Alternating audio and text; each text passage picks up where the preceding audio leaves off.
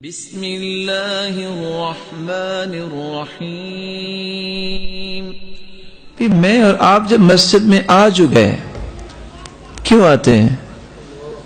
مسلمانوں کا رب بھی ایک، قرآن بھی، کعبہ بھی، اور پیغمبر اور ہادی مرشد بھی،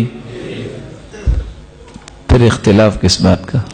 آپ صلی اللہ علیہ وسلم نے اسے فرمایا من سد فرجہ، جو مسجد میں آ جائے محبت، الفت، مودت، اجتماعیت کا ثبوت دیتا ہے، اتفاق، اتحاد اس کے دل میں معجزن ہے، اور جب وہ صف بناتا ہے تو اس طرح پاؤں کے ساتھ پاؤں نرمی سے ملا کے کھڑا ہوتا ہے کہ کوئی خلا درمیان میں نہیں ہوتا. اللہ فوراً دو انعام دے دیتے ہیں، بن اللہ لہ بیتن فی الجنہ، اس کا جنت میں گھر بنا دیتے ہیں، ورفعہ بہا درجہ، صرف جنت میں گھر نہیں بنتا بلکہ اس کے جنت میں درجات بھی بلند ہو جاتے ہیں. اور 5 مرتبہ اللہ تعالیٰ نے یہ موقع دیا ہے لا شعوری میں ہمارے ذہن میں ڈالنے کے لیے، اتفاق، اتحاد، کٹھے ہو جاؤ. 5 مرتبہ اللہ تعالیٰ فرماتے ہیں چلو بستی کے لوگ کٹھے ہو جاؤ. 8ویں دن اللہ تعالیٰ فرماتے ہیں چلو 2-4 بستیاں اکٹھی ہو کے جمعہ اکٹھا پڑھ لو. ایک اور بڑا اجتماع. اللہ سال کے بعد کہتے ہیں چلو سارا گاؤں اور شہر مل کے ایک جگہ اکٹھے ہو کے عید پڑھ لو. پھر بڑی عید پہ اللہ تعالیٰ فرماتے ہیں نہیں، اب صرف شہر نہیں، ساری دنیا ایک جگہ پہ بیت اللہ میں اکٹھی ہو جائے. یعنی اللہ تعالیٰ کے نظام کو ہم سمجھتے نہیں. یہ سسٹم کیا ہے؟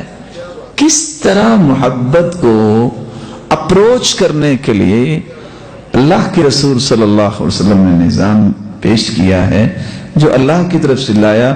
ہم نے کبھی سوچا ہی نہیں کہ 5 مرتبہ میں چاہوں یا نہ چاہوں مجھے صف میں کھڑا ہونا ہے. میرے ساتھ اگر کوئی وزیر اعظم یا صدر ہے، ٹھیک ہے میں دیہاتی ہوں، میں کمزور ہوں، میں نکارا ہوں، لیکن وہ پاؤں آگے نہیں کر سکتا، اس کو پیچھے سے ایڑیاں برابر کرنی پڑیں گی. صف سیدھی ہوگی تو نماز ہوگی. اس سے کیا اللہ تعالیٰ نے سکھایا ہے؟ اور ٹائم کی وہ پابندی دی ہے کہ آپ نے اس وقت بس اللہ کے سامنے کھڑے ہونا ہے. اس انداز کی مینجمنٹ اسلام دیتا ہے.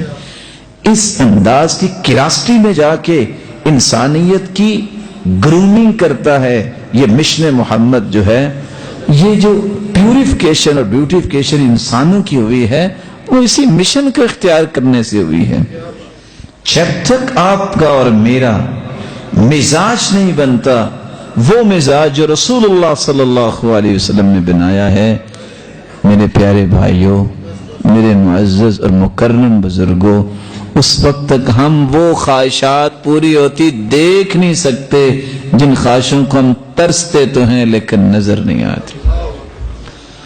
آپ کے پاس ایک شخص آیا ہے، اس کو پتہ ہی نہیں ہے، اس نے حدیث سنی نہیں ہے کہ اللہ کے رسول صلی اللہ علیہ وسلم کی مبارک آنکھیں تھیں اور آپ آنکھوں سے تو دیکھتے تھے، لیکن آپ کا ایک معجزہ بھی تھا.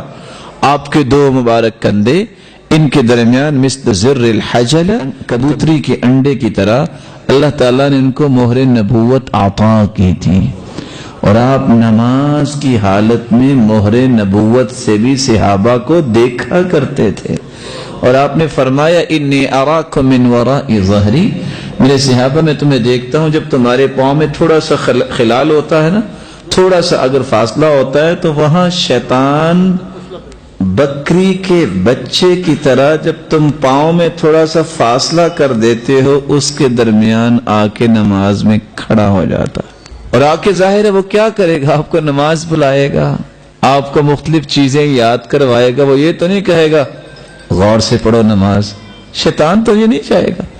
اس لیے میں کہہ رہا تھا، عرض کر رہا تھا، بلکہ آپ بھائیوں کی خدمت میں اگر کوئی ایسا بھائی آ جائے جس کو پتہ نہیں مسئلے کا کہ پاؤں کے ساتھ پاؤں ملانا ہے، تو آپ نماز کے بعد اس سے گزارش کیجئے، نماز کے اندر ہی اس کی قمیض پکڑ کے کھینچنے کی اور دھکا دینے کی کوشش نہ کیجئے. آپ ایک مرتبہ پاؤں ساتھ ملائیں، اگر وہ سمجھ جائے تو اچھی بات ہے، وگرنہ نماز نہ خراب کریں. وہ اتفاق سے ایک مسجد میں ایک بیچارہ آ گیا تھا جس کو نہیں پتا تھا، تو نماز پڑھنے والا بھی خاصا پکا آدمی لگتا ہے، اس نے اس کے ساتھ پاؤں ملایا، اس نے پیچھے کر دیا، اس نے اور ساتھ ملایا، اس نے اور پیچھے کر دیا، حالانکہ حکم یہ ہے کہ امام کی طرف آپ کو آنا چاہیے، اس نے اور پیچھے کر دیا، حتیٰ کہ وہ دیوار چھوٹی چھوٹی تھی مسجد کی، اس نے بیچارے نے چھلانگ لگائی، کہتا اب آؤ، کیا فائدہ نکلا؟ دیکھیں آپ، یہ مشن ہے، مجھے بتائیں اللہ کے رسول صلی اللہ علیہ وسلم نے کبھی کسی کو دعوت اس طرح دی ہے؟ آپ زندگی کے کسی بھی رویے میں جب تک اپنی عقل چھوڑ کے شریعت کی روشنی قبول نہیں کریں گے، آپ وائلنس سے بچ نہیں سکتے۔ بیلنس زندگی ہے، وہ اس مشن کا نام ہے جو مشن رسول اللہ صلی اللہ علیہ وسلم چھوڑ کے گئے ہیں۔ اللہ مجھے اور آپ کو اس کو اختیار کرنے کی توفیق عطا فرمائے۔